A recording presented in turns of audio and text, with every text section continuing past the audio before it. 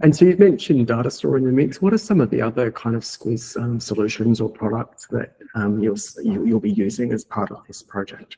Yeah, you mentioned that our relationship with Squiz is a couple of years old, and we've really moved our websites over to Squiz.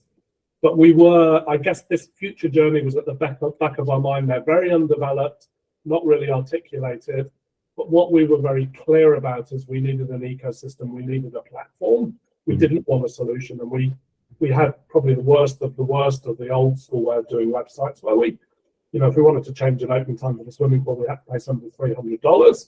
And when we had sort of defense situations or things that we needed to react to faster, it was just a waste of time. Mm-hmm. So we really wanted that, and we did quite a lot of due diligence. What I hate when I'm dealing with suppliers and people is people who say, and so many do, and I'm sure this will be your experience too. They say this is how we do things, and then you say, well, what if we wanted that? And they say, well, no, we don't do that.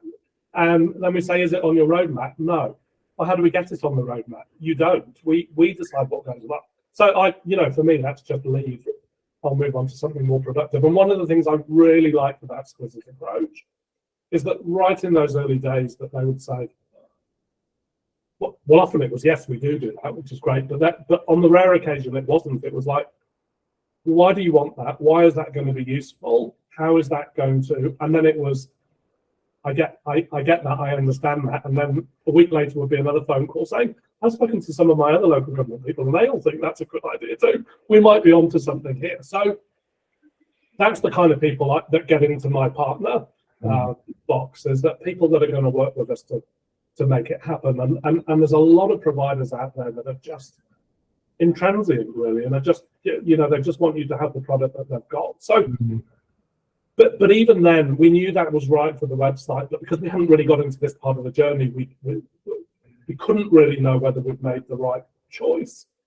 But every step of the way, I think now I know much more that we got it right then in terms of covering this quiz, because you're not about a single solution. And look, we might talk about some of the technical stuff, I don't know, but councils got lots of different systems, and they were really, we talked about councils historically really being very infrastructure based. So everything was built not just for the convenience of council staff, and to some degree that pervades a bit, because it's not about the customer, it's about making it easy for the staff member, which is fundamentally flawed.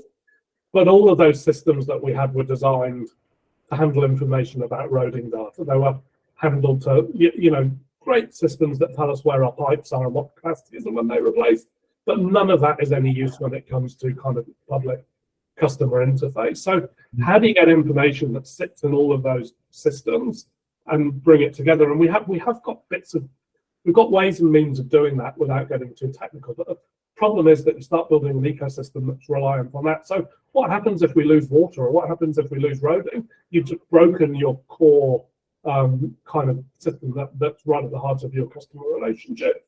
So one of the beauties of the Squiz solution is that we've got the websites in there, which is all matrix driven, and the app will be matrix driven, which enables us to do good things with the information when we get it. And data store and some of the other bits and pieces that we're going to use from Squiz are going to sit in the middle.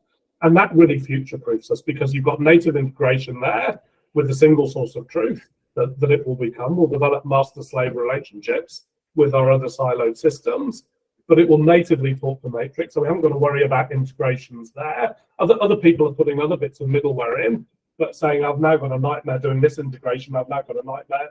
Well, with Squiz, we've only got one lot of integrations to do. And then if you remove roading, or you remove the tool that we used to do our rates and replace it with something else, all we've got to do is rebuild that integration, and the master-slave relationship can carry on working, and everything else will work. And I think that's critical too, because I see a lot of councils trying to solve these things with solutions they've already got, and that might work now, but my gut feeling is it's going to land them in trouble further down the line.